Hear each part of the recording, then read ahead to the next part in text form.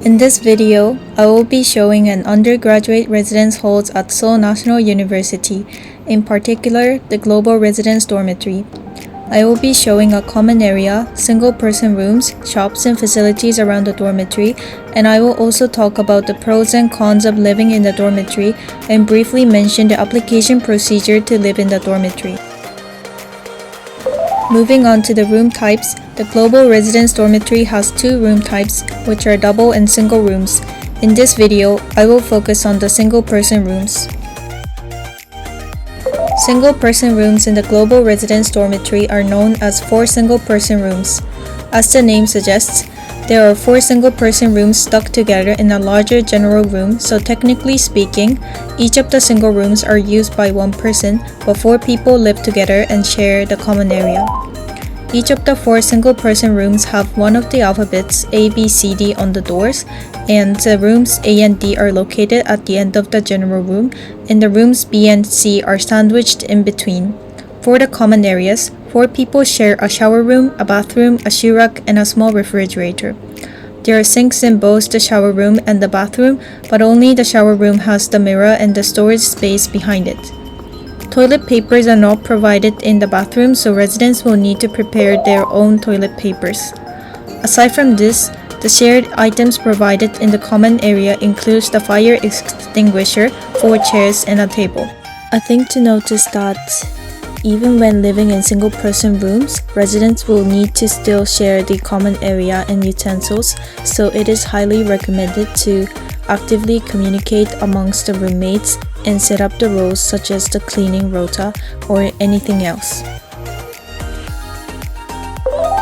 Moving on to the individual single-person rooms, each room has a bed, a desk, a bookshelf, a chair, and a closet, so there is no need to purchase large furniture, which is one of the good points about living in the dormitory. Another pros is that there are abundant storage spaces, including the spaces below the bed, a closet, bookshelves at the top, and a separate drawer, so it is highly convenient to store personal belongings. There's also a large empty space behind the middle drawer if you remove it under the bed, in which you can place large items such as a luggage. A thing to note is that blankets and pillows are not provided, so residents will need to prepare their own blankets and pillows, and for more information on the items provided in each of the rooms, you can check out for more information on the dormitory website. Another pros is the rent. The rent of living in the dormitory is much lower compared to the average rent in Seoul. Even the most expensive type of room costs around 250,000 won. The rent for 1 month includes the internet, water, the heating system, and everything, so living in the dormitory saves a lot of money. Another pros is the transportation in terms of the cost and time. Since the dormitory is located on the campus, there's no need to take a public transportation to commute to the campus, which can save the transportation fee. Also, since the dormitory is located on the campus, it saves considerable amount of time to commute to school. Location-wise, it is also highly convenient to participate in school events such as club fairs, festivals, 동아리, meetings, and so on. It is also relatively easier to make friends as there are more opportunities to meet people. You can become friends with roommates or make friends in the common areas, and it is also convenient to study and socialize with friends from the same dormitory, so in this way, you won't find yourself feeling lonely, and it can certainly enrich college life experience. Internets are also provided for free. All the rooms has a blue sticker on the desks with information about the internet. However, since Wi-Fi routers are not provided, residents will need to prepare their own Wi-Fi router and set it up by themselves. Luckily, the Wi-Fi routers can be purchased at the convenience stores in the dormitory. Another and arguably the best thing in the dormitory is the safe, which are provided in each of the rooms. You can set up your own 4-digit passcode and store your valuables inside the safe. Also, since the dormitory is located on the campus and is operated by the college, it is considerably safe. There is no need to worry about making fraudulent housing contract and pay high deposits or rents. Security-wise, there are CCTV set up in the dormitory. The door locks are keyless and thus safe as well. Moving on, I will be showing the common areas outside the rooms, starting off with the kitchen. The kitchen has 2 inductions in which the residents can use to cook. However, since only inductions are available, residents will need to prepare cooking utensils which are compatible for induction, otherwise the induction will not function. There is also a free water server in which you can use to take cold and hot water. Alongside, there is also a microwave so you can heat up any foods.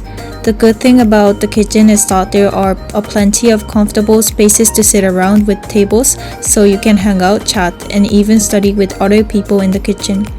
Another good thing is that there are quite a lot of sockets in which you can charge your electronic devices.